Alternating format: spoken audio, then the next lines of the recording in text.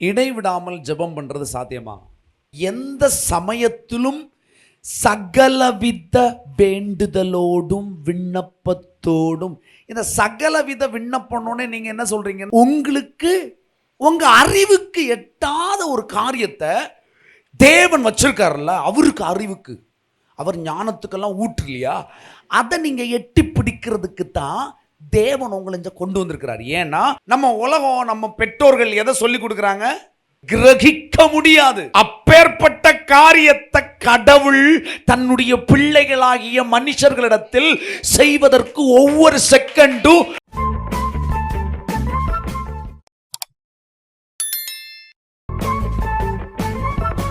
விடுதலையின் சத்தியம் சொல்லுங்க. சத்தியத்தை அறிவீர்கள். மறுபடி சொல்லுங்க. சத்தியத்தை அறிவீர்கள், சத்தியம் உங்களை விடுதலையாக்கும். திருப்பிக் கொள்ளுங்கள். 1 தெசலோனிக்கேயர் அதனுடைய 5ஆம் அதிகாரம் 17வது வசனம். இடைவிடாமல் ஜெபம் பண்ணுங்கள். இப்போ நீங்கள் பேசுங்க, நீங்கள் சொல்லுங்கள். எப்படி பெரிய கேப் போட்டு சர்ச்சுக்கு வர்றதே பெரிய கஷ்டமாக இருக்குது, இடைவிடாமல் ஜெபிக்க சொல்கிறீங்க? உங்களுக்கு கேள்வி வரலையோ?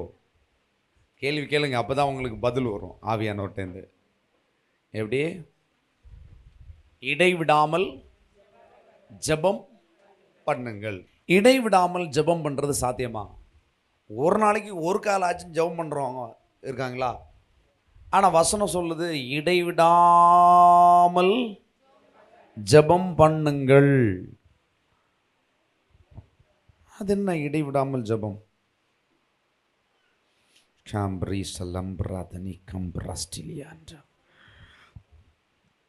அதுக்கு முன்னாடி வசனத்தை போடுங்க.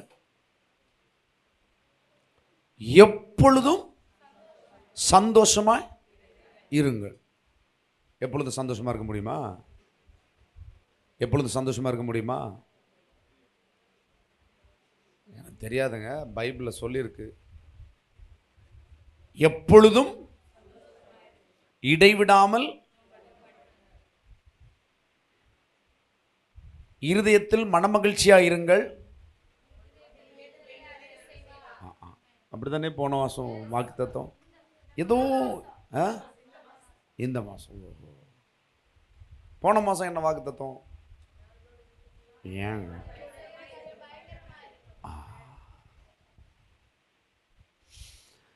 அப்போ சந்தோஷமா இருக்கிறது தான் ஜபம். ஜபத்துக்கு ரொம்ப முக்கியமாக என்ன தோணுது? என்ன விஷயம்? நீங்கள் ஹாப்பியாக இருக்கணும். இந்த ஹாப்பி எப்படி வரும்? நிறைய பேர் ஹாப்பியாக இருக்கிறதுக்கு தான் ஜபிக்கவே செய்வாங்க. சந்தோஷமே இல்லைங்க எனக்கு, ஜபிப்பீங்களா? இருதயத்தில் சமாதானமே இல்லை எனக்கு, ஜபி இப்படிலாம் கேட்குறோம் இல்லையா? ஆனால் வேதம் ரொம்ப எதிர்மறையாக சொல்லுது, சந்தோஷமாக இருங்க, எப்பொழுதும் சந்தோஷமாக இருங்க, ஜெபம் பண்ணுங்க, இடைவிடாமல் ஜெபம் பண்ணுங்க. அது அடுத்த வசனம் போதுங்க. அடுத்தது எல்லாவற்றிலையும் ஸ்தோத்திரம் செய்யுங்கள், அப்பொழுது அப்படி செய்வதே கிறிஸ்து இயேசுக்குள் உங்களை குறித்த தேவனுடைய விருப்பமாக இருக்கிறது. ஹல்லேலூயா, ஸ்தோத்திரம். எப்பொழுதும் ஜெபிக்கிறதுனா என்ன?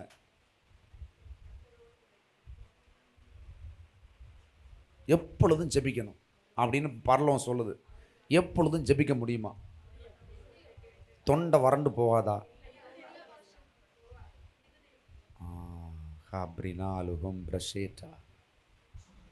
எப்பொழுதும் ஜெபிக்க முடியுமா? உண்மையாக சொல்றிய? இப்போ இந்த இடையில அந்த சண்டை எல்லாம் வர்றது இல்லை இல்லை.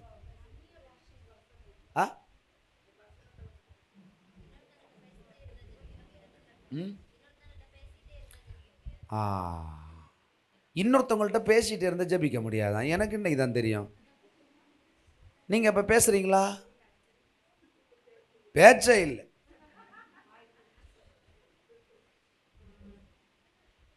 அப்படி பேசுவீங்களா? எப்படி?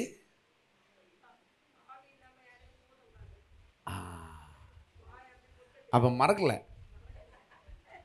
அப்ப விஷயம் இருக்குது. சபை கொஞ்சம் அலாட்டாக தான் இருக்குது போல். கர்த்தருக்கு ஸ்தோத்திரம். ஆவியானுடைய நடத்துதல் எல்லாமே யார்ட்டையுமே பேசாதீங்கன்றது, பேசாதீங்க.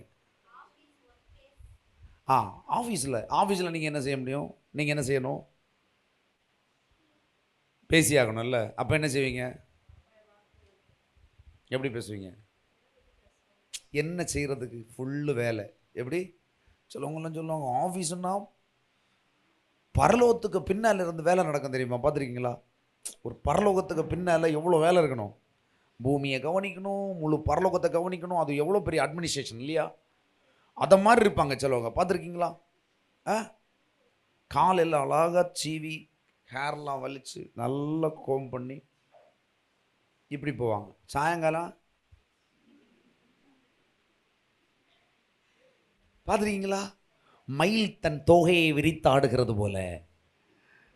சிலருக்கு அது மட்டும் இல்லை, உள்ளமும் என்ன செய்யும்? கடுப்பாக என்ன செய்யும்? ஆனால் பைபிள் சொல்லுது, சந்தோஷமா இருங்கள், எப்பொழுதும் சந்தோஷம், ஜெபிச்சு கொள்ளுங்க, எப்பவும் ஜெபிச்சுட்டே இருங்க என்றார். கண்டிப்பாக பைபிள் சும்மா சொல்லாது, கண்டிப்பாக முடியுன்றதுனால தான் சொல்லும். முடியாததை பைபிள் என்னது சொல்லாது, சொல்லவே சொல்லாது. கண்டிப்பாக உங்களால் முடியும், என்னாலையும் முடியுன்றதை பைபிள் என்ன சொல்லுது, சொல்லியிருக்கு. சரி, சில வசனங்கள் எல்லாம் உள்ளே போய் பார்க்கலாம். ஸோ திருப்பி கொடுங்க. எபேசியர் 6:18. எபேசியர் புஸ்தகம் 6:18. எந்த சமயத்திலும் சகலவிதமான வேண்டுதலோடும் விண்ணப்பத்தோடும் ஆவியினாலே ஜெபம் பண்ணி அதன் பொருட்டு மிகுந்த மன உறுதியோடும் சகல பரிசுத்தவான்களுக்காகவும் பண்ணும் வேண்டுதலோடும் விழித்து கொண்டிருங்கள். ரைட், இங்க பாருங்க, எந்த சமயத்திலும் சகலவித வேண்டுதலோடும் விண்ணப்பத்தோடும். இந்த சகலவித விண்ணப்பம்னோடனே நீங்கள் என்ன சொல்கிறீங்கன்னா, உங்கள் வீட்டில் உப்பு மிளகு பல்லி, இந்த பல்லி இல்லையா, மல்லி இதுக்குன்னு நினைக்கிறீங்களா? சகலவிதம்னா அப்படி கிடையாது. உங்கள் சகலவிதம் இல்லை. பாருங்க கீழே, எந்த சமயத்திலும் சகலவிதமான வேண்டுதலோடும் விண்ணப்பத்தோடும் ஆவியினால் ஜெபம் பண்ணி, அதை நான் உங்களுக்கு எக்ஸ்பிளைன் பண்ணுறேன். அதன் பொருட்டு மிகுந்த மன உறுதியோடும் சகல பரிசுத்தவான்களுக்காகவும். யாருக்கு? உங்களுக்கு இல்லை, உங்களுக்கு மட்டும் இல்லை, சகல பரிசுத்தவான்களுக்கு பண்ணும் வேண்டுதலோடும் விழித்திருங்கள். விழித்திருன்னா அலாட்டாரு அப்படின்னு அர்த்தம். கரெக்டா? அப்போ எல்லாருக்காகவும் நம்ம ஜெபிக்கணுமா? ஆனால் அது எப்படி ஜெபிக்கிறதுன்னு சொல்லுது பாருங்க. எந்த சமயத்திலும் சகலவிதமான வேண்டுதலோடும் விண்ணப்பத்தோடும் ஆவியினால் ஜெபம் பண்ணி அதன் பொருட்டு மிகுந்த மன உறுதி. ஆவியில ஜெபிச்சாதான் மனதுல உறுதி வரும். புரிஞ்சுதா? அல்லாம வராது. அல்லாம எப்படி தெரியுமா சொல்லுவாங்க? சிலர் காலுக்கு மேலே காலை எடுத்து போட்டுக்கிட்டு தள்ளு தள்ளு தள்ளு, எப்படி தள்ளு தள்ளு தள்ளு தள்ளு தள்ளு, எப்படி? அவங்க ஜெபிக்க மாட்டாங்க, உங்களை தள்ள சொல்லிட்டு வேடிக்கை பார்ப்பாங்க. பார்த்துருக்கீங்களா? பார்த்தது இல்லையோ? நான் நிறைய பார்த்துருக்கேன். பார்த்துருக்கீங்களா? பாஸ்டர் ஜெபம் பண்ணான், போறோம். என்ன சொல்லியிருக்குது? எந்த சமயத்தில் சகல விதமான வேண்டுதலோடு விண்ணப்பத்தோட ஆவியில. இந்த ஆவியில ஜெபம் பண்றதுன்னா என்ன?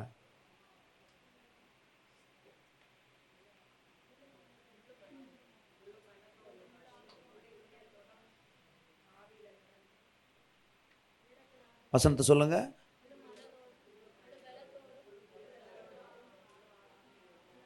அப்ப ஆவின்னா என்ன? முழு மனது உங்களுடையது. யாரோல? யாரு? பரிசுத்த ஆவியானவர்னா யாரு? வார்த்தையின் ஆவியானவர். வார்த்தைன்னா யாரு? ஏசப்பா, கடவுள் இல்லையா? அப்ப கடவுளுடைய ஆவினாலே ஜெபம் பண்ணணும். அப்படின்னா என்ன?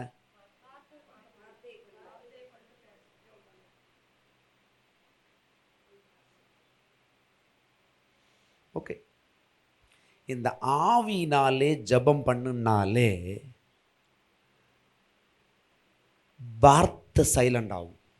கவனமாக கவனிங்க. வார்த்தை உன் வார்த்தை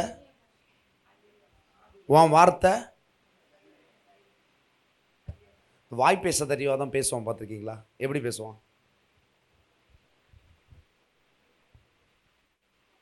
பேசுவோம், பார்த்துருக்கீங்களா? இப்படி பேசுகிறவங்கள்ட்ட நீங்கள் ரொம்ப உன்னிப்பாக கவனிப்பீங்க. பார்த்துருக்கீங்களா? நீங்கள் நேரே பேசுகிறவன்ட்ட, ஆனால் இந்த மாதிரி பேசுகிறவங்கள்ட்ட நீங்கள் என்ன செய்வீங்க?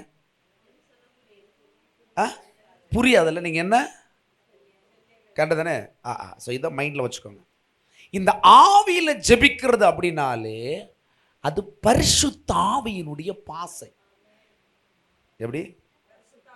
பரிசுத்த ஆவியினுடைய பாஷை. அதை தான் அந்நிய பாஷை அப்படின்றோம். ஆங்கிலத்தில் டங்ஸ்ன்னு சொல்லுவோம் இல்லையா? அப்போ இந்த டங்ஸ் எப்படி பேசணும்? அந்நிய பாஷையில் பேசுகிறேன். நான் அந்நிய பாஷை பற்றி நான் கொஞ்சம் நிறைய எடுத்துருக்கிறேன். இந்த அந்நிய பாஷையில் பேசுறதுனால என்ன தெரியுமா? நீங்கள் பேச மாட்டீங்க, உங்கள் ஆவி பரிசுத்த ஆவியானவரோட கம்யூனிகேட் பண்ணும். சரியா? ஒருவன் அந்நிய பாஷையில் பேசினால் சுய பக்தி விருத்தி உண்டாகும்படி பேசுகிறான். எழுதப்பட்டிருக்கா? அந்நிய பாஷையில் பேசும்போது எப்படி? சுய பக்தி விருத்தி உண்டாகும்படி பேசுகிறான். தீர்க்க தரிசனத்தை பேசும்போது சபைக்கு பக்தி விருத்தி உண்டாகுது இல்லையா? இப்போ நான் பேசுவது உங்களுக்கு உங்கள் ஆத்மாவுக்கு பலன் உண்டாகும். ஆனால் நீங்கள் உங்களுக்கே பேசுவீங்க. அது நீங்கள் உங்களுக்கு பேசுறது இல்லை. நீங்கள் ஆவியில் ஜெபிக்கும் போது அந்நிய பாஷைங்கிற ஒரு ஒரு ஒரு ஒரு லாங்குவேஜ் இருக்குது. புரியுதுங்களா? ஒரு ஒரு கம்யூனிகேஷன். என்னது அது? என்ன சொல்லுவோம்? மொழி தொடர்பு இல்லையா? ஒரு மொழி மூலமாக தான் நம்ம இப்போ தமிழ் தெரிஞ்சால் ஒரு தமிழ்கார்ட்ட பேசலாம், இங்கிலீஷ் தெரிஞ்சால் இங்கிலீஷ்கார்ட்ட பேசலாம்னு வைங்களேன். ஒரு ஹிந்திக்காரர் இருப்பாருங்க. நாட்டு இங்கே 2 பசங்க ஹிந்திக்காரனு வேலை செஞ்சானுங்க. சப்ஜா குப்ஜா நாயன்ட்டு கேட்டால் அவனுங்களுக்கு ஒன்றுமே புரியலை. அவனுங்களும் ஒரு சைஸாக போகிறானுங்க. ஹாஜா ஹாஜா அவிய அந்த ஆள் சொல்கிறத கூட இன்னொரு ஆள் சொல்கிறார். அவரும் சொல்கிறத கேட்டுப்பேன். ஹாஜா ஹாஜா. புரியுதா? தெரியாது. அப்படி தானே? தெரியாது தானே? ஒரு மொழி தெரியாத ஒரு ஆள்கிட்ட, என் மொழி தெரியாத ஒரு ஆள்கிட்ட நான் பேசவும் முடியாது, அவருக்கு என்கிட்ட தொடர்பு கொள்ள முடியாது இல்லையா? ஆனால் ஆவிக்குரிய மொழின்னு ஒன்று இருக்குது. அது தெய்வத்தோட ரகசியம் பேசுறது. தெய்வம் உங்களோட ரகசியம் பேசுறது இல்லையா? இந்த அந்நிய பாஷைன்னா அப்படிதான். அது உலகத்துக்கு அது புலம்புறது மாதிரி இருக்கும். புலம்பிட்டு என்னடா இது புலம்புறாங்க அப்படின்னு தோணும். ஸோ இந்த பாஷையை நீங்கள் எப்போ வேணால் யூஸ் பண்ணலாம். இந்த பாஷை உயிர்ப்பிக்கிற பாஷை. வார்த்தை ரொம்ப கவனம். வார்த்தை தான் எல்லாம். வார்த்தை இல்லாமல் ஆவியானவர் இல்லை. ஆனால் வார்த்தைக்குள்ளே இருக்கிற அன்லிமிட்டட் மேட்டர்ஸை, ஆசீர்வாதங்களை, நன்மைகளை உங்கள் வாழ்க்கையில் உங்கள் மண்டைக்கு. இப்போ ஒரு வசனம் சொல்கிறேன். நீ ஆராய்ந்து முடியாத பெரிய காரியங்கள், எண்ணி முடியாத அதிசயங்களையும் காண செய்வேன். நீங்கள் என்ன ஆராய்ச்சி பண்ணீங்க? இப்போ சுனிதா சிஸ்டர் கேட்குறேன், ஆராய்ந்து முடியாத பெரிய காரியங்கள், எண்ணி முடியாத காரியங்கள் அப்படின்னா என்ன சிஸ்டர்னு கேட்டால் கண்டிப்பாக அவங்க ஒரு ஆராய்ச்சி பண்ணுவாங்களா இல்லையா? அது எவ்வளோ பண்ணுவாங்க? அவங்க அறிவுக்கு எட்டுன வரைக்கும் தான் பண்ணுவாங்கங்க. இப்போ பக்கத்தில் ஒரே வயத்தில் பிறந்தவங்க தான். அவங்கள்ட்ட கேட்குறாரு, ஆராய்ந்து முடியாத பெரிய காரியங்களையும் எண்ணி முடியாத சொல்கிறேன். அப்போது 2 பேர்கிட்டையும் வித்தியாசம் இருக்குமா? 2 பேரும் அந்த வசனத்தை புரிஞ்சு கொள்றதில்ல, அந்த வசனத்துக்குள்ளே இருந்து அந்த அனுபவத்தை பெற்றுக்கொள்றதுல வித்தியாசம் இருக்குமா இல்லையா? இருக்கு தானே? அப்போது நம்ம எல்லாருக்கும் கொஞ்சம் அறிவு கம்மி தான். எல்லாருக்கும் ஆண்டவர் பெரியவர். அப்போ பெரிய ஆண்டவருடைய பெரிய காரியங்கள் இந்த சின்ன மனுஷனுக்குள்ள வந்தாதான் அந்த பெரிய ஆண்டவர் மகிமைப்படுவார். இந்த பெரிய ஆண்டவர் மகிமைப்படணும்னா இந்த சின்ன புத்தி இருக்குல்ல, இந்த புத்திக்கு என்ன செய்யாது, பத்தாது. இந்த புத்திக்கு என்னது, சாப்பிடணும், சாயங்காலம் டீ சாப்பிடணும், இதான் சொல்லும் இல்லையா.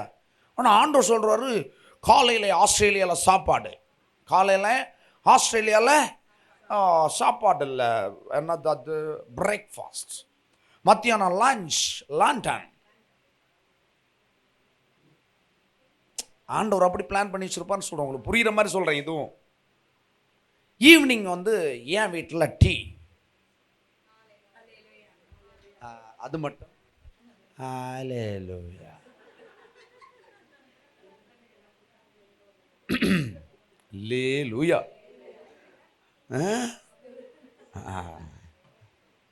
சீக்கிரம் சாலமோனுடைய அரண்மனையை சுற்றி பார்க்குற மாதிரி நம்ம வீட்டுக்கு வருவீங்க. ஹல்லேலூயா. ஆமாம், கவனிங்க.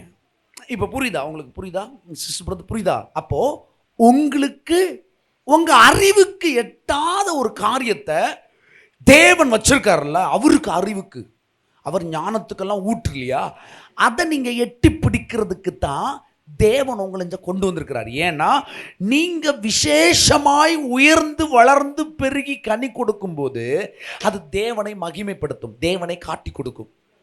நீங்க கும்பிடுகிற சாமி அதை என்ன செய்யும், காமிக்கும். அதானே, அதுக்கு தான் தெய்வம் மனுஷன் இந்த பூமிக்கு அனுப்பினார். தெய்வத்தினுடைய சைடில் தெய்வம் சொல்றதெல்லாம் கரெக்டு. ஆனா மனுஷன் எங்க இருக்கிறான்னா, தன் தேவைகளை ஒட்டியே வாழ்ந்துட்டு இருக்கிறான். தனக்கு என்ன வேணுமோ அது அவனுக்கு கிடைச்சா மட்டும் போதும். எப்படி? தனக்கு என்ன வேணுமோ அது மட்டும் அவனுக்கு கிடைச்சா போதும், அதை தாண்டி அவனுக்கு ஒரு சிந்தனை கிடையாது. ஆனா வக்கனையா சொல்லுவான் பைபிள் எடுத்து, ஆராய்ந்து முடியாத பெரிய காரியங்களையும் எண்ணி முடியாத அதிசயங்களையும் செய்வார். ஏன் இதை எட்டி பிடிக்க முடியல? என்ன திரும்ப சூடா? ஃபுல்லா வேலை முடியாது. இந்த சிஎஸ்ஐ சர்ச்சில் ஒரு கொட்டோடி உண்டு. எப்படி? மணி அடிப்பாங்க, பார்த்துருக்கீங்களா? அந்த மரத்தில் ஒரு கொட்டோடி வச்சிருக்கேன், டைங், அதில் ஒரு 2 செஞ்சு எடுக்கலான் இருக்கேன். அறுவாதாவது பாப்பா, அது கேஸ் ஆகிரும். சரி, கவனிக்கிறீங்களா? ஜூடித், இது கேர்ள்ஸ் சைடா பாய்ஸ் சைடா? இங்கே ஏதாவது பாய்ஸ் இருக்காங்களா? கேர்ள்ஸ் தானா?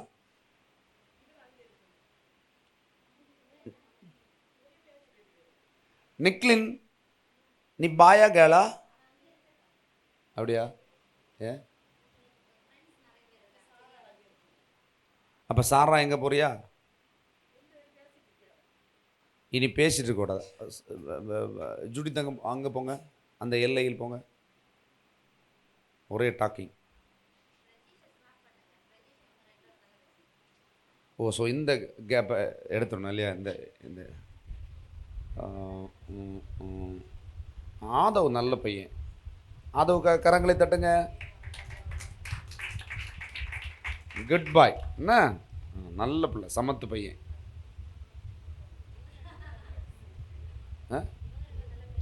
இவங்க நல்லா பேசுகிறாங்க, டிஸ்கஸ் பண்ணி பேசுறதுல. பிரஜேஷ் அந்த மூலையில் போ.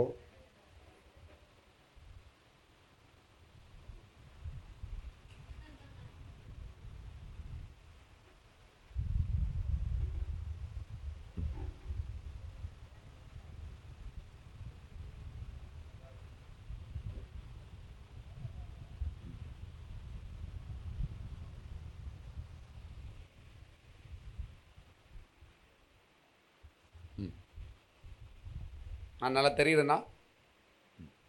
குட். கவனிங்க, கவனிங்க, நல்லா கவனிங்க. தேவன் ஒரு மனுஷனை, நம்மளை எல்லாரும் இந்த பூமிக்கு அழைச்சிட்டு வந்த நோக்கம் என்னன்னா, உங்கள் காரியம் நடக்கிறதுக்கு இல்லை, என்னது, அவருடைய காரியம் நடக்கிறது.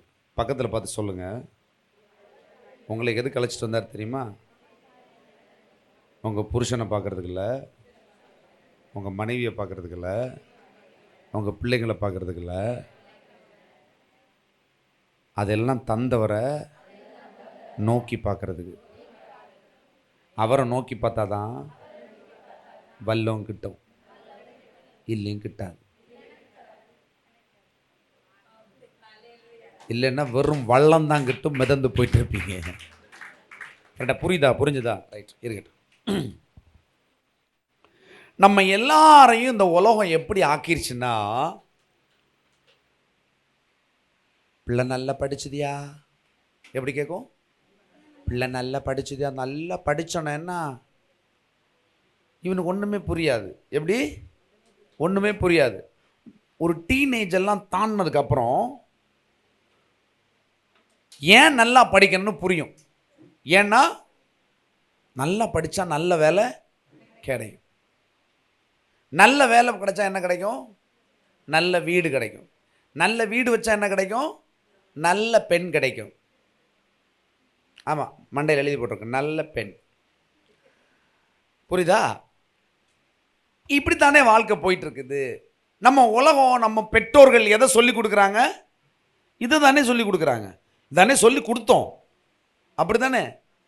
யார் நீ தேவனுக்காய், தேவனுடையவனாய், தேவனை வெளிப்படுத்த பிறந்து விட்டாய், நீ தேவனால் வளர்க்கப்படுவாய், தேவன் உனக்கு சகலவற்றையும் அதனதன் காலத்தில் நேர்த்தியாய் உனக்கு செய்வார், உனக்கு ஒரு நன்மையும் குறைவுபடாதுன்னு சொல்லி வளர்த்துறீங்களா? இப்படி சொல்லி வளர்த்தேனா உன் பிள்ளை எப்படி இருக்கும்னா, உன்னை நம்பி வாழாது, அவரை நம்பி வாழும். ஒருவேளை நீ வரைக்கும் உன்னை உன் பெற்றோர்கள் இப்படி வளர்த்திருக்கலாம், ஆனால் நீ இப்படி சொல்லி வளர்த்தினா உன் பிள்ளை எப்படி வளரும்? எப்படி வளரும்? இறைவன் என்ன சொல்றாருன்னு கேட்டு வளரும். எப்படி? இறைவன் என்ன சொல்லுகிறார்? நான் உன்னை கொண்டு பயங்கரமான காரியத்தை செய்வேன் சொல்றார் இல்லையா? ஆராய்ஞ்சு முடியாத, ஆராய்ச்சினா ஆராய்ச்சியே பண்ண முடியாது. எப்படி வந்தது, ஏன் இப்படி ஆனா, எப்படி இந்த பணக்காரன் ஆனான், எப்படி இந்த உயர்ந்த அந்தஸ்துக்கு வந்தான்னு கண்டே பிடிக்க முடியாது. அந்த வாழ்க்கையை கர்த்தர் உங்களுக்கும் எனக்கும் வச்சிருக்கிறார் சிஸ்டர். இதை அனுபவிக்கிறதுக்கு ஆராய்ஞ்சு முடியாத காரியம். இதே பாருங்க, கண்டென்ட்டுக்குள்ளே வரேன், சப்ஜெக்ட் வேறு. ஆராய்ஞ்சு முடியாத ஒரு காரியம்னு வைங்களேன், அந்த காரியத்தை எப்படி ஆராய்வீங்க? ஆராய்ச்சி பண்ணவே முடியாது. அதை எப்படி ஆராய்ச்சி பண்ணுவீங்க? அதான் முடியாதுன்னு சொல்லியிருக்கு. ஆராய்ச்சி பண்ணவே முடியாது, கிரகிக்க முடியாது. அப்பேற்பட்ட காரியத்தை கடவுள் தன்னுடைய பிள்ளைகளாகிய மனுஷர்களிடத்தில் செய்வதற்கு ஒவ்வொரு செகண்டும் துடிச்சுக்கிட்டு இருக்கிறார். ஆனா ஏன் மனுஷனுக்கும் நல்ல பணக்கார ஆகணும், பெரிய ஆள் ஆகணும், இப்படி எல்லாம் ஆசை இருக்கு? அதுவும் எப்படி இருக்குது? ஆண்டவரை மாதிரி வரணும்னா 10,000 டெஸ்லா ஓனருக்கு சமணி, லட்சம் கோடி பில்கேட்ஸுக்கு சமணி. ஹல்லேலூயா! நீ நிகரற்றவன். உன்னை வர்ணிக்க முடியாது, ஒரு எல்லைக்குள்ள உன்னை வர்ணிச்சு தீர்க்க முடியாது. ஏன்னா அவ்வளவு பெரிய அடையாளத்தோட கர்த்தர் உன்னை வச்சிருப்பார். இந்த அடையாளம் உனக்கு எப்படி வரும்? இந்த அடையாளத்தை எந்த உலகமும், எந்த கல்வியாளனும், எந்த ஞானியும் இந்த வழியை உனக்கு காட்ட மாட்டான், காட்ட தெரியாதவனுக்கு. அப்துல் கலாம் உடனே அவருக்கு பின்னால போடுறது. அப்துல் கலாம், நீ அப்துல் கலாம் பின்னாடி வர போகண்டா. நீ ஏதோ ஒரு சீஃப் மினிஸ்டர், ஏதோ ஒரு உனக்கு பிடிச்ச ஏதோ ஒரு பெரிய பெரிய ஆட்கள், அவங்க பின்னாடி நீ போகாத. அவங்க உனக்கு இன்ஸ்பிரேஷனாக இருக்க கூடாது. அப்போ தேவன் வச்சிருக்கிற அந்த பெரிய வாழ்க்கையை வாழ்வதற்கு தான் சிஸ்டர் பிரதர் கடவுள் உங்களை இந்த பூமிக்கு அனுப்பினார். இந்த வாழ்க்கைய கிரகிக்க முடியாத இந்த வலுவான வல்லமையான வாழ்க்கைய நீ இந்த பூமியில் அனுபவிக்கிறதுக்கு வெறும் உலகத்தை தெரிஞ்சா பத்தாது. பைபிள அப்படியே எல்லா வசனத்தையும் வாசிச்சு மனப்பாடம் பண்ணா பத்தாது. அப்ப என்ன வேணும்? ஆவி வேணும். ஆவி இல்லாதவன் என்னுடையவன் அல்லன்னு சொன்னார். அந்த ஆவின்னா என்ன? தெய்வம் ஆவியா இருக்கு. ஒரு மனுஷன் இயேசுவை விசுவாசித்தால் அந்த பரிசுத்த ஆவி அவனுக்குள்ள வரும் இல்லையா? கிறிஸ்துவை உயிரோடு எழுப்பின ஆவி உங்களுக்குள் இருந்தால் சாவுக்கு ஏதுவான உங்க சரீரத்தை உயிர்ப்பிப்பான் இருக்கு இல்லையா? அப்ப அந்த ஆவி உள்ள வந்தா, அந்த ஆவி எப்படி உள்ள வரும், அந்த ஆவி வந்தா என்ன, அதுக்கு மேலே அதான் நம்ம பார்க்க போறோம். இங்க கவனிங்க, இந்த எப்பொழுதும் ஜெபம் பண்ணுங்கள் இருக்கு இல்லையா? இடைவிடாமல் ஜெபம் பண்ணுங்கள், இதானே இன்னைக்குள்ள மூல வசனம். இந்த இடைவிடாமல் ஜெபம் பண்றது யாரால நடக்கும் தெரியுமா? ஆவியானவரால நடக்கும். அதுக்குதான் பரிசுத்த ஆவியை நீ பெற்றுக்கொண்டா நீ ஒரு அக்கினி மாதிரி நீ எரிஞ்சுக்கிட்டே இருப்ப. பரிசுத்த ஆவி உனக்குள்ள வந்தா நீ பற்பல பாஷைகளை பேசுவாய். அக்கினி பாஷையை பேசுவாய். அது ஒரு அடையாளம், அபிஷேகம் பெற்றவனுடைய அடையாளம். அபிஷேகம் பெற்று சிலவங்க என்ன செய்ய மாட்டாங்க? அந்நிய பாஷையை பேசுவாங்க. அதனால அவங்க அபிஷேகத்தை பெறலன்னு கிடையாது. எல்லாருமே அபிஷேகம் தான். எப்படி? இயேசுவை விசுவாசிக்காதவனும் அபிஷேகம் தான் இருக்கு அவன்கிட்ட, ஆனால் அது வேலை செய்யாமல் இருக்கும். ஆனால் இந்த அளவுகள் வித்தியாசப்படும்.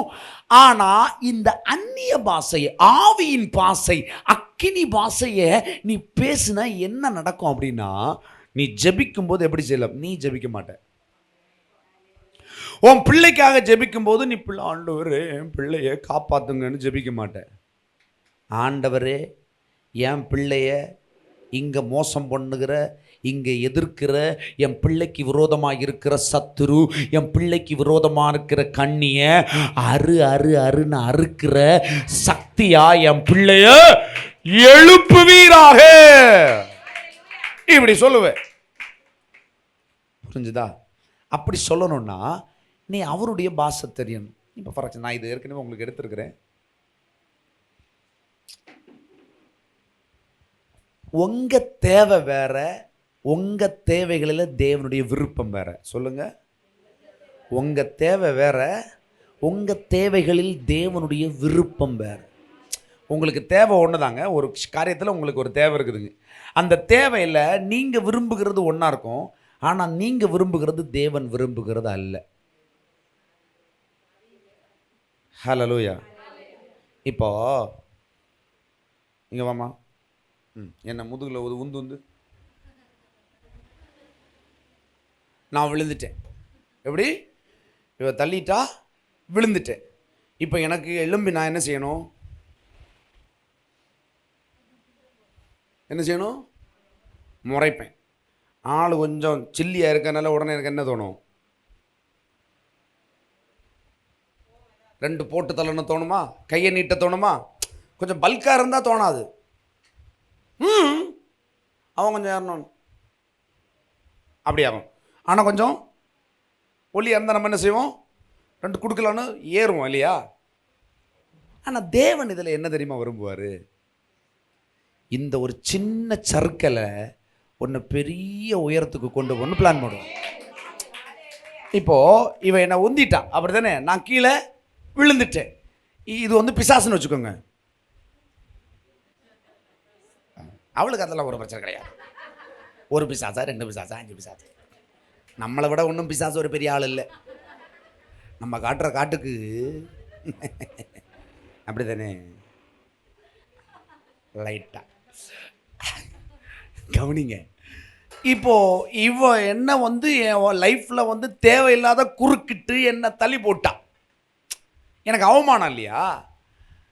இவளை ஆண்டருடைய பிள்ளை தான், நான் ஆண்டருடைய பிள்ளை தான், நான் இவன் ஆண்டருடைய பிள்ளைகளை ஹேட் பண்றா, அசிங்கம் பண்றா, அப்படித்தானே? அப்ப தேவன் இந்த இடத்துல வைராக்கியமா இருந்து என்ன செய்யணும்னு நினைப்பாரு?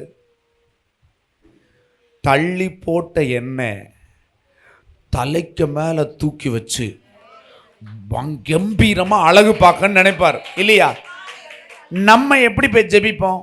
இப்ப சாதா ஒண்ணுமே தெரியாத, என்னது, இந்த ஆவியில தொடர்பு இல்லாம தேவனுடைய அந்த சரியான புரிந்துகொள் இல்லாத ஒரு ஆளுன்னா எப்படி செய்வாங்க? நடு ரோட்டுல எல்லாருக்கும் முன்ன, சொல்லுங்க பக்கத்துல பார்த்து, எல்லாருக்கும் முன்ன என்ன காரை துப்புன,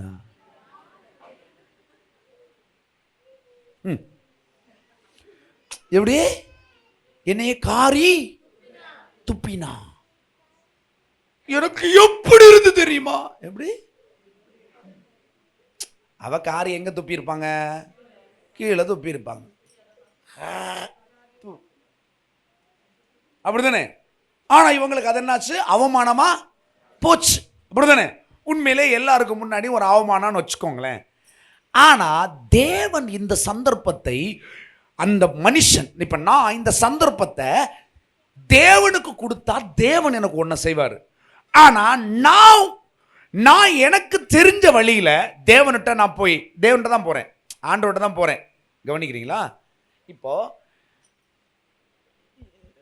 கடவுள் விரும்புறபடி நான் கடவுள்கிட்ட விண்ணப்பிக்கிறது வேற, நான் விரும்புறபடி கடவுள்கிட்ட விண்ணப்பிக்கிறது வேற. புரியுதா உங்களுக்கு? நான் விரும்புறபடி விண்ணப்பிக்கிறது என்னுடைய சுய புக்தி. ஆனா தேவன் விரும்புகிறபடி நான் விண்ணப்பிக்கணும்னா என் ஜெபம் ஆவியில் இருக்கும். ஆவியில இருக்கும்போது என்ன தெரியுமா இருக்கும்? ஆவின்னா என்ன தெரியுமா? இவ உந்துனா இல்ல, உந்துடியை, இவ உந்துனால, இந்த உந்துனா நான் கீழே விழுந்தேன்னு வச்சுக்கோங்களேன். இந்த சந்தர்ப்பம், இந்த சூழல் ஆண்டவருக்கு பல வருஷத்துக்கு முன்ன தெரியும். எப்படி எப்படி முன்னாடியே தெரியும் அவருக்கு.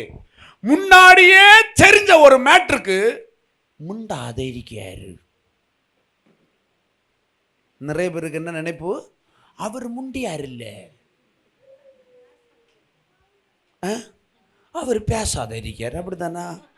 இப்பதான் புரிஞ்சு, சிலருக்கு இப்படிதான் புரிஞ்சது, சிலருக்கு இது இப்படிதான் புரியும். அதனாலதான் இப்படி எல்லாம் வர்றது. ஹல்லேலூயா. கவனிங்க கவனிங்க. நீங்க என்ன ஏன் சொல்லுவீங்க பிரதர் சிஸ்டர்? இப்போ நான் சொல்றேன் கேளுங்க. என்னைய உந்திட்டா, நான் கீழே விழுந்துட்டேன், நான் என்ன செய்வேன்? பரிசுத்தரே சாரி டாடி, எப்படி என்னால் உங்கள் நாமம் தூசிக்கப்பட்டேன்னா மன்னிச்சுக்கங்க, நான் அவங்கள்ட்ட ஏதாவது தப்பாக நடந்துக்கிட்டேன்னா என்னை மன்னிச்சுக்கங்க, அவங்களையும் மன்னிச்சிருங்க. இப்படி மட்டும் நீ சொன்னேன்னு வச்சுக்கோ, நீ எதில் ஜெபிக்கிற? ஆவின்னா என்ன? இப்போ புரிஞ்சுக்கோங்க. ஆவின்னா என்ன? ஏற்கனவே தெய்வம் உங்களுக்கு கற்றுக் கொடுத்தது. எதிரியை மன்னிச்சுக்கோ, உன்னை சபிக்கிறவர்களை ஆசீர்வதி, இதெல்லாம் கடவுள் சொன்னார்ல. அதை அந்த சூழலை நீ செஞ்சுட்டு, தேவனே உமது சித்தத்தின்படி உங்கள் நாம இந்த இடத்துல மகிமைப்படும்படி நான் இந்த சூழலை உமக்கு ஒப்பு கொடுக்குறேன்ப்பா சொல்லிட்டேன்னு வச்சுக்கோயேன். சொல்லுங்க, சொல்லிட்டேன்னு வச்சுக்கோயேன், என்ன நடக்கும்? தலைவர் அப்பர்தான் ஆராய்ந்து முடியாத பெரிய காரியங்களையும் எண்ணி முடியாத அதிசயங்களையும் அந்த சின்ன மேட்டர் மாதிரி இருக்கும். ஒரு சின்ன ஆண்டருடைய பிள்ளைக்கு இருக்கிற பிள்ளையுடைய வாழ்க்கையில் ஒரு சின்ன முடி அளவு சின்ன இமேஜ் பாதிச்சாலும் தொலைச்சு போடுவார். என்ன பண்ணுவாரு? தொலைச்சு போடுவார். நீ எந்த அளவுக்கு இடைவிடாமல் அவருடைய ஆவியினால் ஜெபிக்கிறியோ அந்த அளவுக்கு நீ என்ன செய்வ? அவருடைய பராக்கிரம செயல்களை காண்பாய். இது அநேக வேளையில் இப்போ நீங்கள் போயிட்டீங்க, உங்களை மனசை கஷ்டப்படுது திரும்பவும். எப்படி? பிசாசு என்ன செய்வான்? இங்கே உந்தியும் விடுவான், அங்கே ஏந்தியும் விடுவான். எப்படி? பிசாசுக்கு வேலை என்னது? உன்னையே உந்துறதுக்கு இவளை ஏந்தி விட்டா, என்னைய நோண்டி விட்டுட்டு இருப்பான். இதை பண்ணுவான். நோண்டி விடும்போது நமக்கு இருதயம் எப்படி இருக்கும்? சே, 4 பேருக்கு முன்னாடி நான் அப்படி விழுந்துட்டேனே, என்னை இப்படி திட்டாலே, என்னை அசிங்கமாக பேசிட்டாலே இருக்கும்ல. கவனிக்கிறீங்களா? ரகசியம் சொல்ல தரேன். அப்படி உங்களை ஹர்ட் ஆகும்ல, மனசு ஹர்ட் ஆகும்ல. அப்பதான் ரிப்லஹம் பிரஷங்கரி மஹூதரா ரிப்ரகட்டல் மின் கந்துருசியாண்டா லிக்ரஹட துருபியாண்டா ஷங்கமர துருபியாலா ரஹடத ருஷ்கிய மனஹந்தரா லிம்ப்ரகட்சினி கொம்ப்ராலதரா. இப்படி நீ அந்நிய பாஷையில பேசும்போது நீ மகிழ்ந்திருப்பாய். உன் இருதயம் மகிழ்ச்சியோடு இருக்கும். நீ மகிழ்ச்சியோட தேவன்கிட்ட ஜெபிச்சிட்டு இருப்ப. அங்க பொத்து பொத்துன்னு விழும். உன் எதிரியின் தேசம் அதம் பண்ணப்படும். ஹல்லேலூயா. தலைமுறையே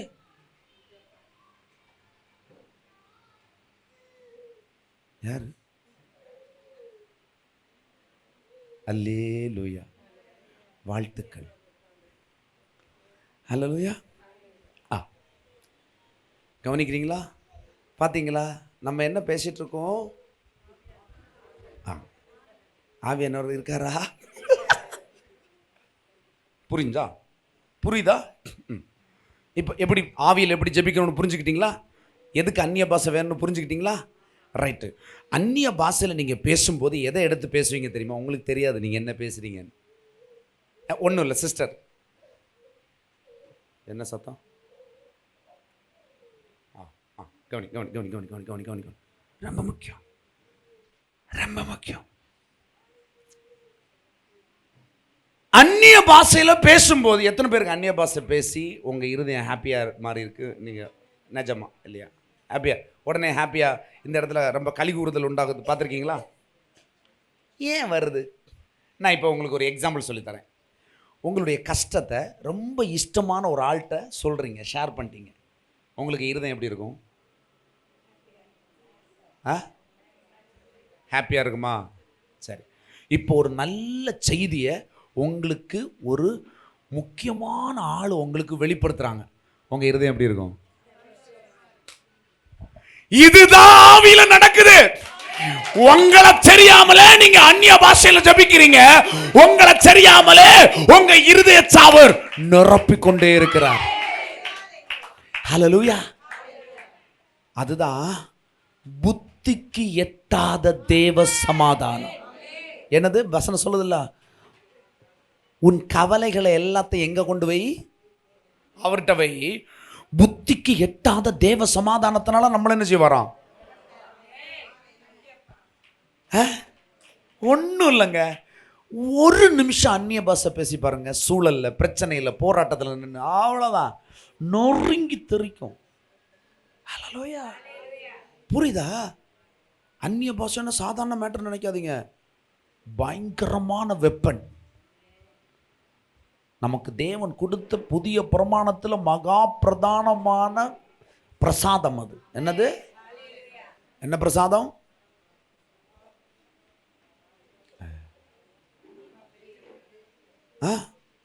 நல்ல பிரசாதங்க. பிரசாதம்னா என்ன?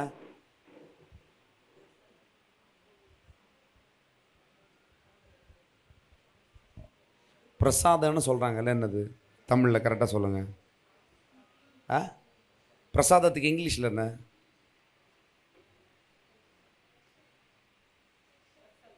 ஸ்பெஷல். ஸ்பெஷல் அப்படி தானே? பிரசாதம் இல்லையா? ஸ்பெஷல். ஹல்லேலூயா. அது ஒரு ஸ்பெஷல்,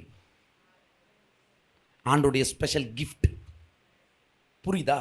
அப்போ ஆவியில ஜெபிக்கிறதுனா இதுதான் ஆவியில ஜெபிக்கிறது. ஆவியிலன்னா என்ன தெரியுமா? உங்க எதிர்காலம் ஆவியில இருக்குது. உங்க கண்ணுக்கு தெரியாத இடத்துல உங்க எதிர்காலம் வைக்கப்பட்டிருக்கிறது. உங்களுக்கு விரோதமான எதிரியும் ஆவியில தான் இருக்கான். யாரு? நம்மளை எதிர்க்கிறான்ல ஆவி, சத்ரு, பிசாசு. அவனு எங்க இருக்கிறான்? நேரடியாக வந்து நிற்க மாட்டான். புரியுதா? அவன் எப்படி பிடிப்பான்? இந்த மாதிரி ஒரு நல்ல அருமையான கோபமே வராத அருமையான இந்த ஸ்திரீ இடத்துல என்ன செய்வான்? ப்ரப்போஸ் பண்ணி பார்ப்பான். I love you. எப்படி ப்ரப்போஸ் பண்ணுவான்? ஐ லவ் யூன்னு வர மாட்டான். அது சிலது இருக்கு கிராக்கு கேஸ். யாரு ஐ லவ் யூ?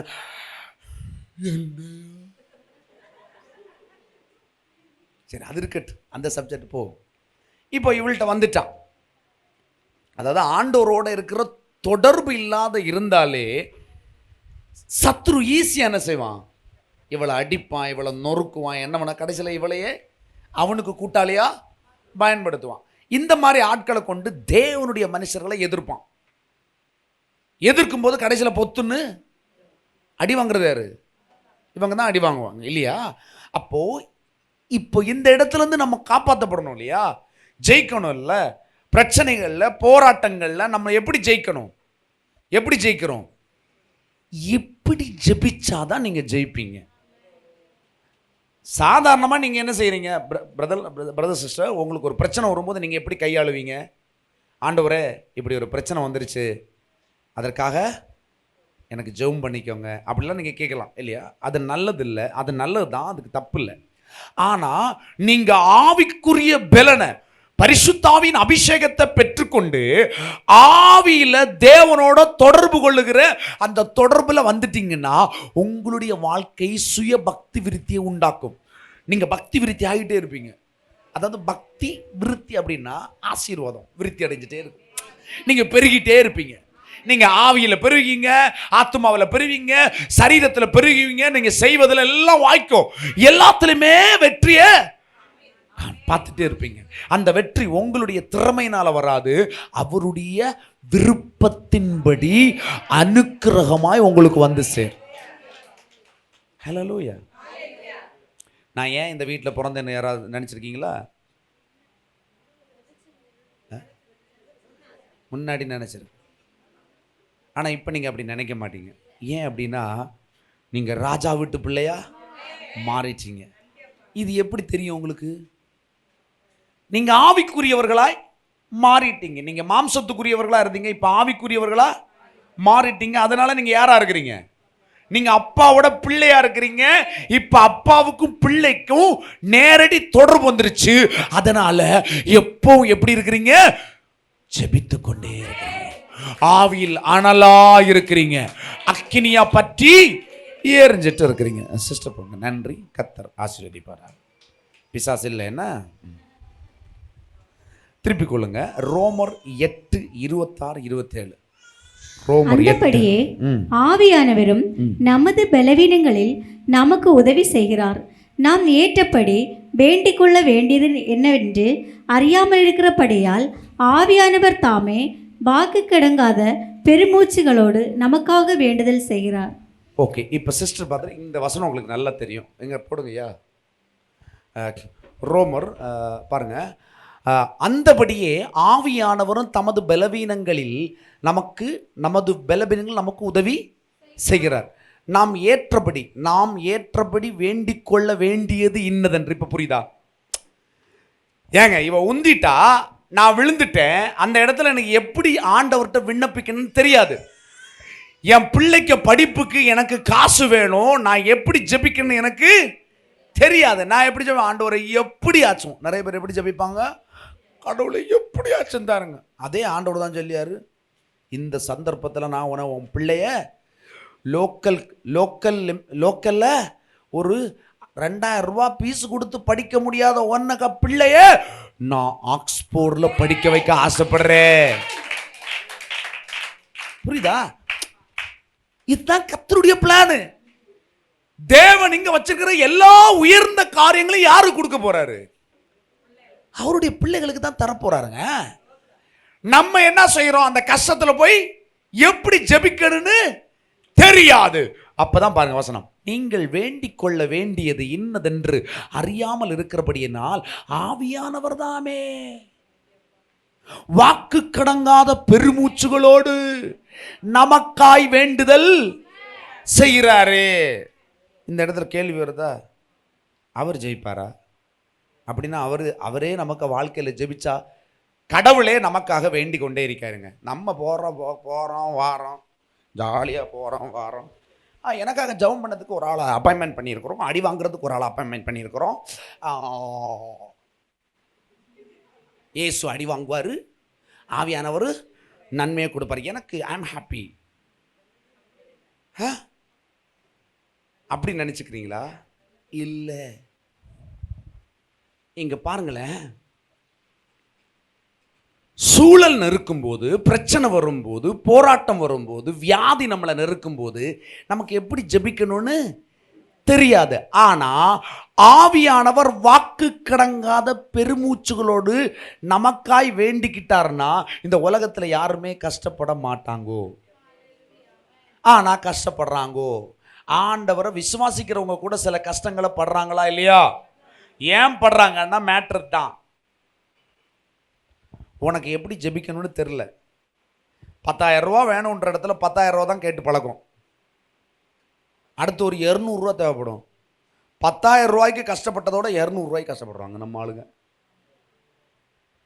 எப்படி கஷ்டப்படுவாங்க? 10,000க்கு கஷ்டப்படுறதோட எத்தனை ரூபாய்க்கு கஷ்டப்படுவாங்க? அப்போ நீ என்ன செஞ்சுருக்கணும்? அட்லீஸ்ட் 10,200 கேட்க தெரிஞ்சிருக்கணும். உனக்கு 10,200 ரூபான்னு, உனக்கு 200 ரூபா எக்ஸ்ட்ரா தேவை வரும்னு உனக்கு தெரியல தானே? அங்கே உள்ள வேலை நடக்கட்டும். பாருங்களேன், பசங்க அவங்க வேலையை செய்வாங்க. நீங்கள் என்ன கவனிக்கிறீங்களா? எவ்வளோ பெரிய முக்கியமான விஷயம் கேட்குறீங்களா இல்லையா? நம்ம வரணும் எண்ணங்களும். நான் இனி வார ஆண்டோட்ட கேட்க போகிறேன். ஆளுக்கு ஒரு அரை கிலோ வச்சு தங்கம் தர மாட்டேன். நல்ல இந்த ரவை உருண்டையும். ஏன்னா உங்கள் ஆசையெல்லாம் அப்படி தான் இருக்கு போல இருக்கு. இஞ்ச நான் தங்கத்தை பேசிட்டு இருந்தா ரவை மனத்தா நல்லா இருக்கு. ரவை கிட்ட போறீங்க, மைண்ட் எங்கே போகுது?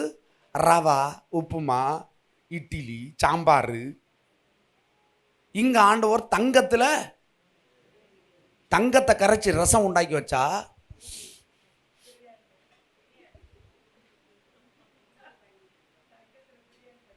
தங்கத்தில் பிரியாணியா? புரியுதா? நான் சொல்றது உங்களுக்கு விளங்குதா இல்லையா? சிஸ்டர் பிரதர் உங்களுக்கு விளங்குதா? புரியுதா இல்லையா? ஆஷ்மிக்கு விளங்குச்சா? அப்போ கிடையாது. விளங்குச்சா? என்ன வேணும் எனக்கு? என்ன வேணும்? என்ன வேணும்? சொல்லி கொடுத்தா அவளுக்கு கிட்டாது.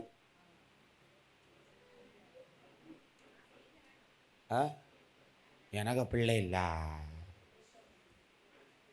கவனிங்க சிஸ்டர், உன் விசுவாசம் உன்னை ரட்சித்ததுன்னு எங்க எழுதிருக்கு? கரெக்டு தானே? அப்போ ஏன் ஆவியானவர் இடையில வராரு? அவருக்கு ஜபம் ஏன் வருது?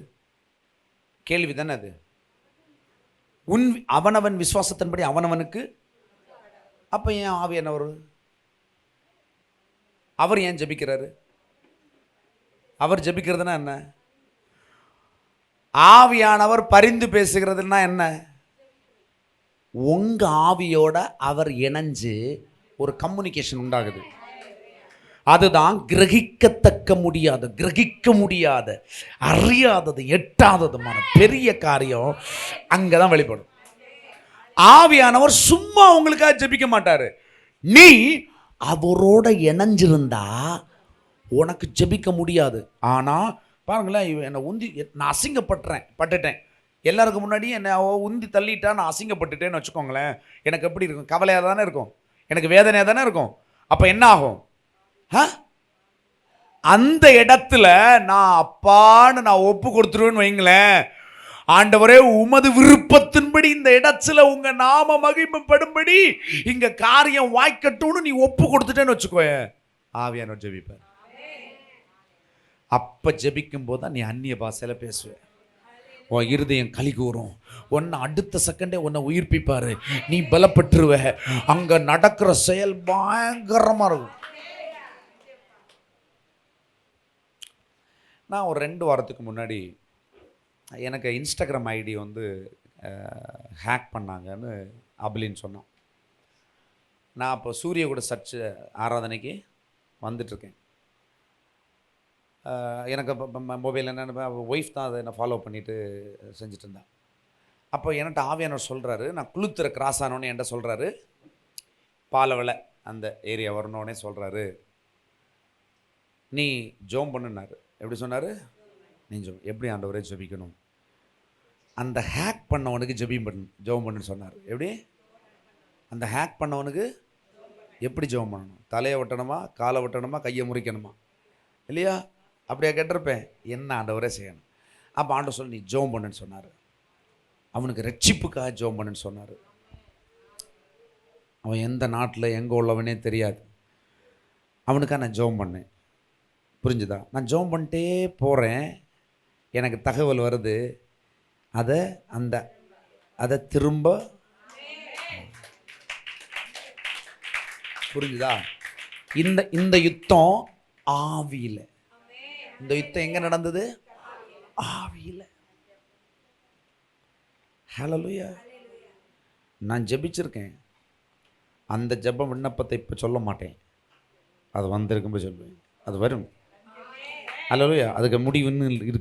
அது முடியலை, இன்னும் முடியலை. சரியா? அந்த அக்கௌண்ட்டு நமக்கு திரும்ப வந்துச்சு. ஆனால் நம்ம இல்லைன்னா என்ன செய்வோம்? நம்ம இந்த உலகத்தில் போராடுவாங்க, ஒரு அளவுக்கு தான் போராடுவோம். போராடி கிடைக்கலன்னா விட்டுருவோம். ஆனால் ஆண்டவருக்கு அப்படி கிடையாது. ஆண்டவர் இழப்பாரா? ஏதாவது இழந்து போவாரா? அவரால் ஏதாவது முடியாதது இருக்குதா? அப்போ அவருக்கு முடிகிற காரியத்தை நமக்கு முடியும்னு சொல்கிறாரு. யார் ஏற்றுக்கொள்றீங்களோ அவங்களுக்கு காரியம் வாய்க்குது. நீ சாதாரண ஜெயத்தை பெறாம நீ தேவனுடைய விருப்பத்தின்படியான வெற்றியை பெறுகிற மனுஷனா மாறிடுற. ஹல்லேலூயா. அப்போ நீங்கள் வேண்டிக் கொள்ள இன்னதென்று தயவு செய்து நான் உங்களுக்கு ஒரு விஷயம் சொல்றேன். உங்களுக்கு ஒரு தேவை வந்தால், உங்களுடைய ஒரு காரியத்துக்காக நீங்க ஜெபிக்கும் போது நீங்க உங்க மன விருப்பத்தின்படி ஜெபிக்காதீங்க. ஆண்டவரே உமது சித்தம் என்ன, அந்த அளவை நான் பார்க்கணும். கஞ்சிக்கே வழி இல்லாத இடத்துல நீங்கள் என்ன கேட்கணும்? ஆண்டவரே இந்த இடத்துல என்ன கொண்டு 1000-10,000 பேருக்கு நீர் உணவை கொடுக்க வல்லவராக இருக்கிறீர். என்னை நீ எப்படி போஷிக்காமல் இருப்பீர்? உமது அளவின்படி ஆகட்டும். அதுக்கே வரும். நிறைய பேர் இந்த ஸ்கெயில் போட்டு வாழ்றீங்க சிஸ்டர். நான் ஆவியில் நிறைய பேரை பார்க்குறேன். நம்ம சர்ச்சில் எல்லாம் பயங்கர ஆமேன் தான். எப்படி சிலதெல்லாம் உண்மையாக சொல்லணும் இல்லையா? ஆண்டவர் சொல்கிறத நிறைய பேர் என்ன தெரியுமா செய்கிறாங்க? நிறைய பேர் நல்ல வார்த்தை கேட்குறீங்க, ஸ்ட்ராங் ஆகுறீங்க, எஸ்ன்றீங்க, வந்துன்றீங்க. அங்கே போய் என்ன செய்கிறீங்க? ஸ்கெயில் எடுத்து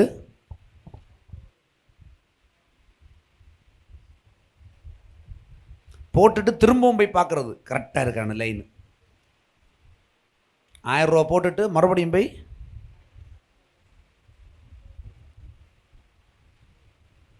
நான் ஒவ்வொரு முறையும் இந்த ஜிபே ஓப்பன் பண்ணுவேன். எப்படி? ஜிபே ஓப்பன் பண்ணி எனக்கு நல்ல மூளைக்கு நான் பயங்கர அக்கௌண்டன்ட் ஆகும். பணம் எவ்வளோ கரெக்டாக இருக்குதுன்னு கரெக்டாக கணக்கு வச்சுருப்பேன். ஒரு ஆளுக்கு ஒன்று கொடுக்கணும்னு சொன்னால் நான் மறக்கவே மாட்டேன். எத்தனை வருஷம் ஆனாலும் மறக்காது சிஸ்டர் பிரதர். எனக்கு கரெக்டாக இருக்கும். இஞ்ச சொல்லுவேன். எனக்கு மைண்டில் நல்லா தெரியும். எப்படி? இவ்வளோ தான் இருக்குன்னு தெரியும். ஆனால் நான் ஓப்பன் பண்ணும்போது அப்படி ஓப்பன் பண்ண மாட்டேன். பேலன்ஸ் செக் பண்ணும்போது எப்படி? ஆண்டவரே மொத்தமாக பேங்கை அடித்து தூக்கி கொண்டச்சு அப்படின்னு நான் சோத்திரம் வாப்பான். எப்படி? இப்படி தான் திறப்பேன்.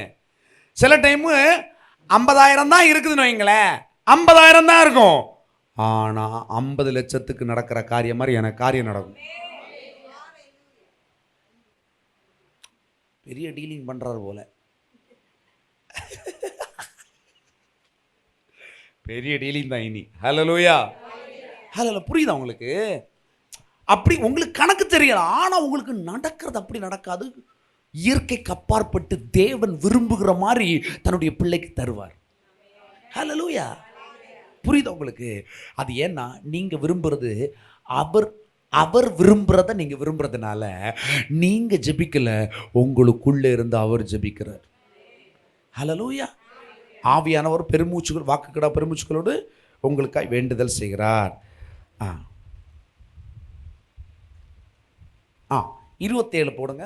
இப்ப பாருங்க, கவனிங்க. ஆவியானவர் தேவனுடைய சித்தத்தின்படி பரிசுத்தவான்களுக்காய் வேண்டுதல் செய்கிறார். அப்படிதானே? நமக்கு தானே வேண்டுதல் செய்கிறாரு.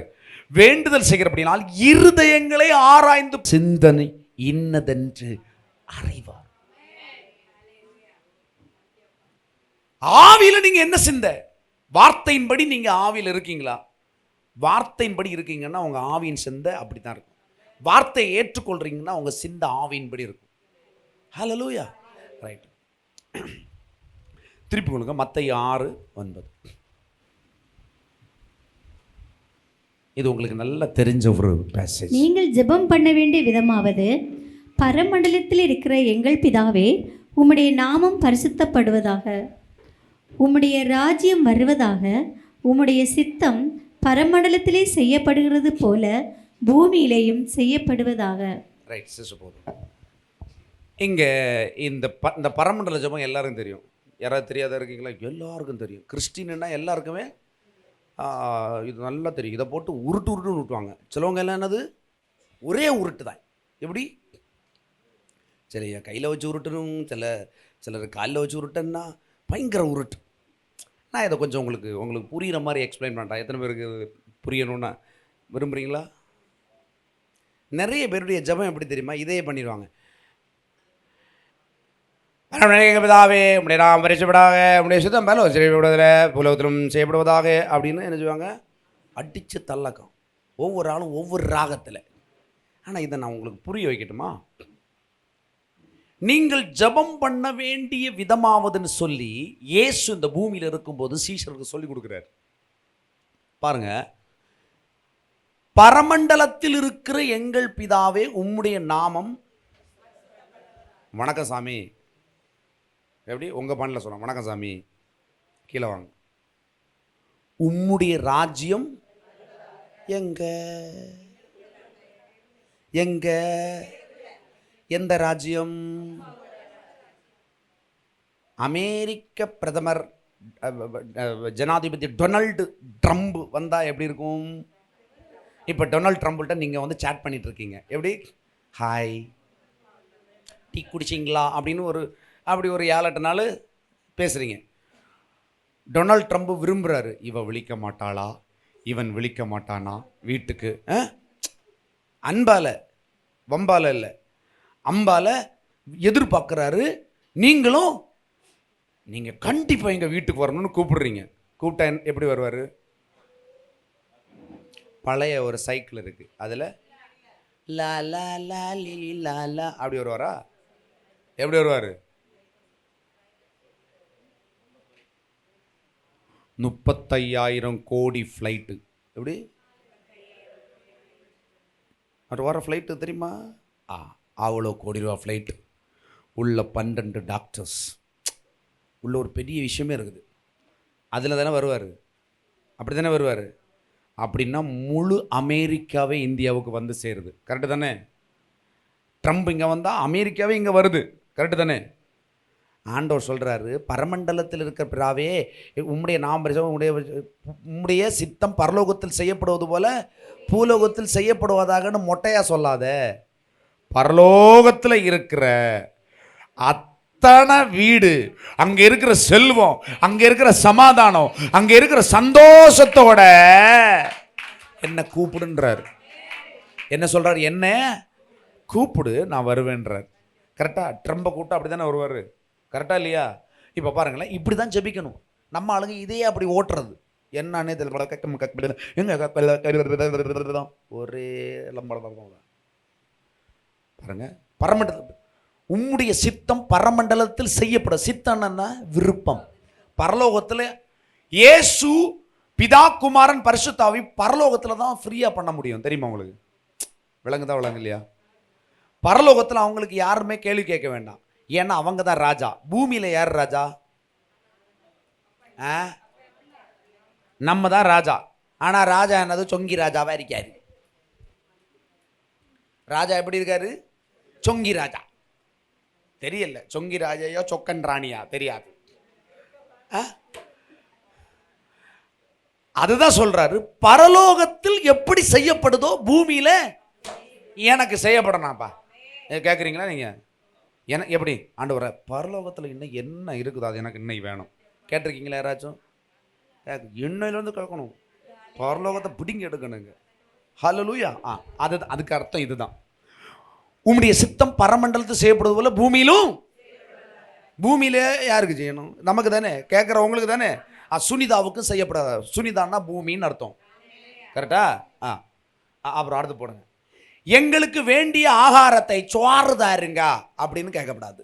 ஆகாரம்னா சோறு இல்லை, சப்பாத்தியும் இல்லை, வேற இருக்குமோ? சைனீஸோ? எங்களுக்கு வேண்டிய ஆகாரம்னா தேவ வசனத்துக்குள் இருக்கிற ப்ராமிஸ். இதை கொடுப்பேன், பணத்தை தருவேன், நன்மையை தருவேன், சமாதானத்தை தருவேன், சந்தோஷத்தை தருவேன், பாதுகாப்பை தருவேன் அப்படின்னு பைபிள்ல எழுதி வச்சிருக்காருல, அந்த ஆகாரத்தை இன்றைக்கு எங்களுக்கு தாரும். கரெக்டா? அடுத்த வசனம், உம்முடைய ராஜ்யம் வருவதாக, உம்முடைய சித்தம் பரவ, எங்கள் கடனாளிகளுக்கு நாங்கள் மன்னிக்கிறது போல எங்கள் கடன்களை எங்களுக்கு மன்னியும். அப்படின்னு என்ன, நிறைய பேர் என்ன நினைச்சிருக்காங்கன்னா, இவங்க கடன் வாங்கினதாட்டும், அடுத்து இவங்கள்ட்ட இவங்க ஒரு 1000 ரூபா கடன் ஒருத்தன் பட்டிருப்பாங்க, இவங்க ஒரு 100 ரூபா ஒருத்தனுக்கு கொடுத்துருப்பாங்க. இவங்க இதுவரைக்கும் என்ன, நீங்கள் என்ன நினச்சிட்டு இருந்தீங்கன்னா, 1000 ரூபா கடன்காரன் ஒன்றை மன்னிக்கணும்னா 100 ரூபா கடத்தை நீ மறந்துரு. ஹலோ, அப்படி இல்லை. உங்களை நேசித்தவர்களுக்கு நீங்கள் கடனாளிகள். உங்களோடு சகல நன்மைகளையும் பகிர்ந்து கொண்டவர்கள் உங்கள் கடனாளிகள். அவர்களுக்கு நீங்க மன்னிக்கணும்னா என்ன தெரியுமா? அவர்களுக்கு நீங்க கொடுங்கள். யாரு கொடுக்கணும்? கொடுங்கள், அப்பொழுது கொடுக்கப்படும். அவன் கொடுத்தால நீ கொடுக்கணும். சடங்குக்கு 1 பவுன் போட்டனால நீ போய் 1 பவுன் கொடுக்கறது இல்லை. நம்ம ஆளுங்க அதை மட்டும் கரெக்டாக பார்க்க. இந்த ஃபோட்டோ எடுக்கிறதுல பார்த்துருக்கீங்களா? நான் நல்ல இந்த கொடுத்தவர்கள் திரும்ப கொடுக்குற அந்த சீனை நல்லா பார்ப்பேன். எப்படி? இவிய 1 பவுனுக்கு வேண்டிச்சினும், திரும்ப அவளுக்கு பிள்ளைக்கு கல்யாணத்துக்கு 1 பவுனை திரும்ப போட்டணும். போடுற டைமில் நீங்கள் அந்த மூஞ்சியை பார்க்கணும். பார்த்துருக்கீங்களா? அது கேமராவில் ஒன்றும் தெரியாது. இங்கே கேமரா இருந்தால் அந்த அந்த மூஞ்சி மட்டும் எப்படி தெரியுமா இருக்கும்?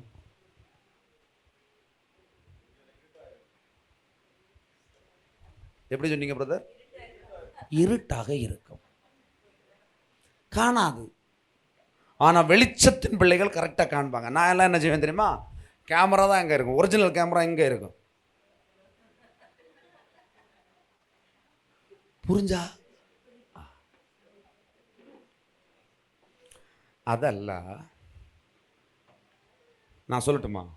கர்த்தர் எத்தனை மனுஷர்களை உங்களுக்கு நன்மைக்காய் பயன்படுத்துகிறார். நீங்கள் உங்கள் எதிரிகள் இருக்காங்கல்ல, எதிரிகளை நீங்கள் நேசிக்கணும். அதற்கு நீங்கள் கடன் பட்டிருக்கீங்க சிஸ்டர் பிரதர். கர்த்தர் சொல்லியிருக்கார, உன் எதிரியை நேசி.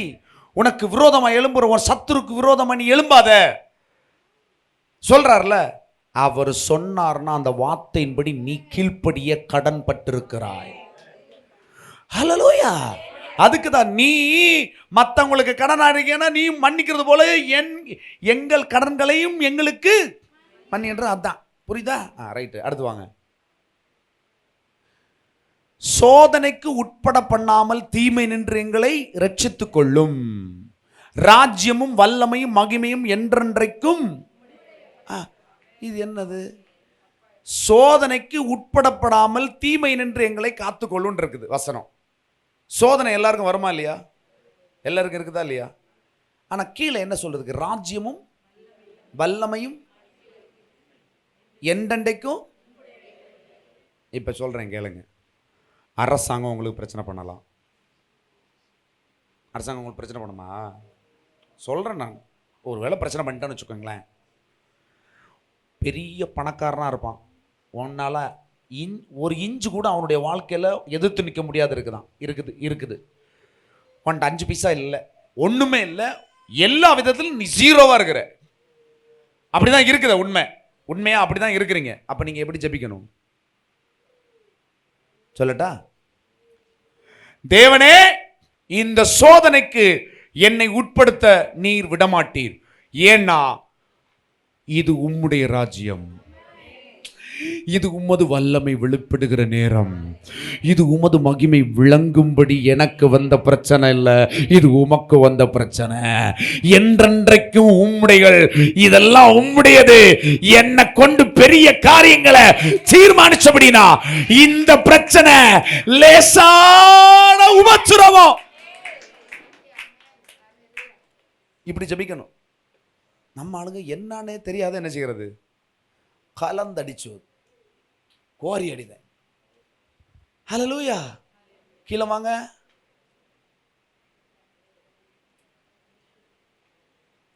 இதை விட்டுருங்க. இப்போ இதே வசனத்தை கொஞ்சம் வித்தியாசமா இன்னொரு இடத்துல எழுதியிருக்கிறார். லூக்கா 11 வாங்க, 1-4 வரைக்கும். அவர் ஒரு இடத்தில் ஜெபம் பண்ணி முடித்த பின்பு அவருடைய சீஷரில் ஒருவன் அவரை நோக்கி, ஆண்டவரே, யோவான் தன் சீஷருக்கு ஜெபம் பண்ண போதித்தது போல நீரும் எங்களுக்கு போதிக்க வேண்டும் என்றான்.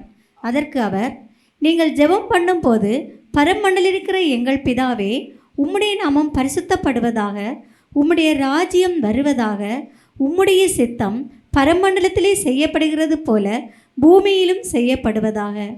எங்களுக்கு வேண்டிய ஆகாரத்தை அன்னன்றும் எங்களுக்கு தாரும்.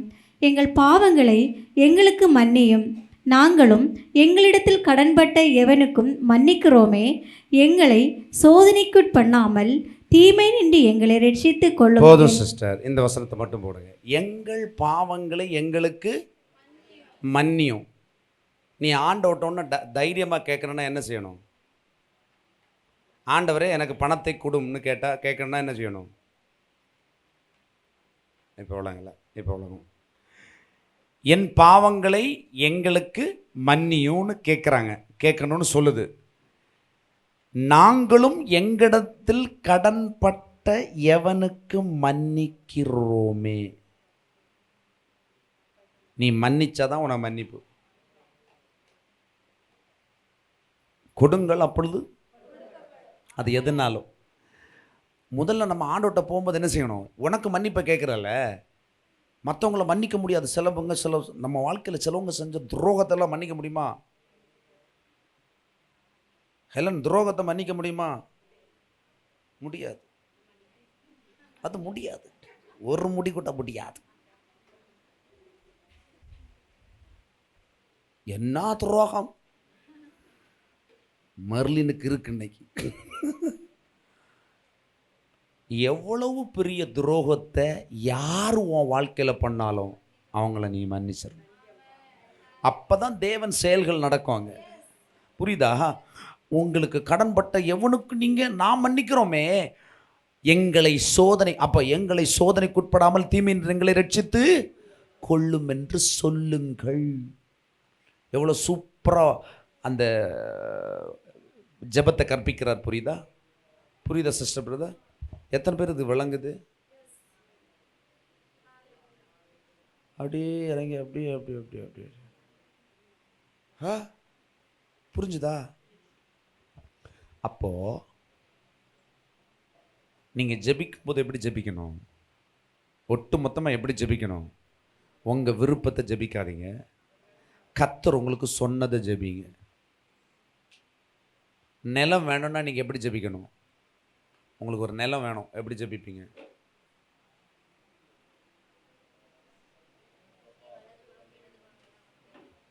ஆண்டவரே, சர்ச்சுக்கு நான் ஒரு 10 சென்ட் கொடுத்தேன், அதனால் எனக்கு ஒரு 100 சென்ட் தாங்க, அப்படியே கேட்பீங்க? ஒரு சென்ட்டும் இல்லைங்க, 5 பைசா இல்லை. என்ன எப்படி ஜெபிப்பீங்க?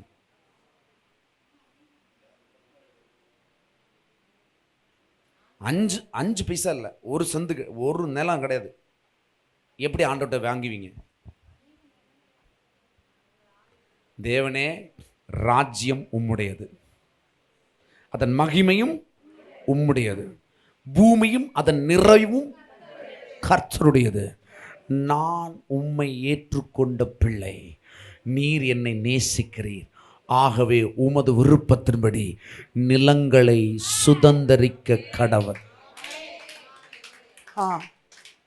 நிலத்தை தருவார். அடுத்து அது பெருகணும்னா, ஆண்டவரே போன வாரம் நிறைய தந்தீரு, இந்த வாரமும் தாரும். அப்படியா? தந்ததை என்ன செஞ்சீரு? அடுத்த கேள்வி எப்படி வரும்? தந்ததை என்ன செஞ்சீரு? அதை பொதிந்து மண்ணுக்கடியில் புதைத்தீரா? விதைத்தால் அறுப்பார். விதைக்கிறவனுக்கு விதையை கொடுப்பார். முதல்ல விதையை தருவார். நீ கேட்டால் ஆண்டவர் விதையை தருவார். நீங்கள் எல்லாரும் ஒரு விதை தான். உங்களுக்குள்ள அறிவு இருக்குது, ஞானம் இருக்குது இல்லையா? இதை நீங்கள் விதைக்கணும். ஒன்றுமே இல்லையா, இருக்கிறத விதைங்க. ஹல்லேலூயா. உங்கள் நேரத்தை கொடுங்க, உங்கள் சந்தோஷத்தை. கேட்டிங்களா, எனக்கு ஆண்டவர் இந்த நன்மையை செஞ்சார், ஒரு ஆள்கிட்ட போய் சொல்லுங்களேன். எத்தனை பேர் சொல்லியிருக்கீங்க? இன்னும் வேணும் வேணும் வேணும்னு இருக்கீங்கள? நடந்ததை சொல்லியிருக்கீங்களா? சொல்லுங்கள் பார்க்கலாம். அநேக ஸ்தோத்திரங்களினால் கிருபை பெருகும். அநேக நன்றி அறிவித்தலால் கிருபை பெருகும். நீ ஸ்தோத்திரம் சொல்ல சொல்ல சொல்ல சொல்ல சொல்ல கிருபையை பெருக்கி விட்டுட்டே இருப்பார். ஹல்லேலூயா. சிஸ்டர், நான் இதை உங்களுக்கு ரிக்வெஸ்ட்டாக சொல்கிறேன். நல்ல அந்நிய பாஷையை கேளுங்க. ஜபிக்கும் போது எப்படி கேளுங்க? பெரியதாக சக்ஸஸ் ஆகணும்னு நினைக்கிறீங்களா? பெருசாக சக்ஸஸ் ஆகணும்னு நினைக்கிறீங்களா? பெருசாக உங்களுக்கு சக்ஸஸ் ஆகுறீங்களா இல்லையோ, என்னால் ஆண்டவர் நல்லா இருக்கணும்ப்பா, என்னால் ஆண்டவருடைய பேர் புகழ்ச்சியாக இருக்கணும். நம்புறீங்களா? நேசிக்கிறீங்களா? அதானே? அப்படி நீங்கள் நேசிச்சிங்கன்னா தோற்கவே மாட்டீங்க. நீங்கள் அவர் உங்களை வேணும்னே தூக்கி வைத்துருவார். என் நாமத்தை பிரஸ்தாபப்படுத்துகிற எந்த இடத்துல வந்து அவரே வருவார். அதே மாதிரி சில இடத்துல சிலவங்களுக்கு ஒரு கூச்சம் இருக்குது. இந்த இடத்துல போய் நான் ஏசப்பாவை எப்படி சொல்லுவேன்? அவங்க எல்லாம் வேற்று மதத்தார்கள், தேவனை அறியாதவர். தேவனை அறியாத இடத்துல ஆண்டவரை உயர்த்தினேன், நான் அறியாத இடத்துல ஒன்றை உயர்த்துவேன். அவ்வளோதான். நீ ஒளிச்சு ஒளிச்சு சபைக்கு வந்தால் ஆண்டவரும் ஒளிச்சு ஒளிச்சு, கேட்டியா கொஞ்சம் மீன் வாங்கி வச்சுருக்கீங்க தின்னுதியா? ஆண்டவர் எப்படி கொடுப்பாரு? கொஞ்சம் தான் கிட்டுச்சு. பட்டணத்தில் இன்னும் கொஞ்சம் தான் வந்து, பட்டணத்தில் கொஞ்சம் தான் வந்து, நான் உனக்கு வேண்டியது கேட்ட நிலை கொண்டு தரேன். இப்புறம் வீட்டில் நான் இருப்பேன். ஒரே பொரி என்ன, கிண்டன்னா, பிரியாணி என்ன. அப்போ மண்டை தெளியும் இல்லை? மண்டை தெளியுமா தெரியாதா? தெளியும் தானே? புரிஞ்சா? நீ எதை விதைக்கிறாய் அதை அறுப்பாய். உன் விருப்பத்தின்படி விதைக்காத, அவர் அளவின்படி விதை. அவர் உனக்கு விரும்புவதை பிடிச்சிடு, அதை ஜெபி. ஹல்லேலூயா. அப்படிதான் நீங்கள் ஜெபிக்கணும். அப்போ தான் உங்கள் எல்லைகள் பெருகும் சிஸ்டர், பிரதர். அப்போ தான் நீங்கள் வளருவீங்க. அப்போ தான் நீங்கள் சாதாரண நிலையை தாண்டி அசாதாரண நிலைக்கு போவீங்க. சாதாரண வெற்றியை தாண்டி அசாதாரண வெற்றியின் நிலைப்படுவீர்கள். ஹல்லேலூயா. ஐஸ்வர்யம் தங்கி தரிக்கும். ஹல்லேலூயா. பைபிள் எழுதிருக்கு, தங்கி தரிக்கும். தரிச்சிருக்கணும், நிரம்பி இருக்கணும், அசையாமல் இருக்கணும், ஸ்ட்ராங்காக இருக்கணும். இனி இவனை அசைக்கவே முடியாதுன்னு தெரியணும். இனி இவனை அசைக்க முடியாது, அவ்வளோ ஸ்ட்ராங்கு. ஹல்லேலூயா. புரிஞ்சுதா? நான் ஜெபத்தை பற்றி நிறைய எடுத்துருக்குறோம். ஸோ இதை கொஞ்சம் வித்தியாசமாக ஆண்டவர் பேசியிருக்காருன்னு நினைக்கிறேன். கர்த்தர் இந்த வார்த்தையின் மூலம் உங்களை ஆசீர்வதிப்பாராக. God bless you all.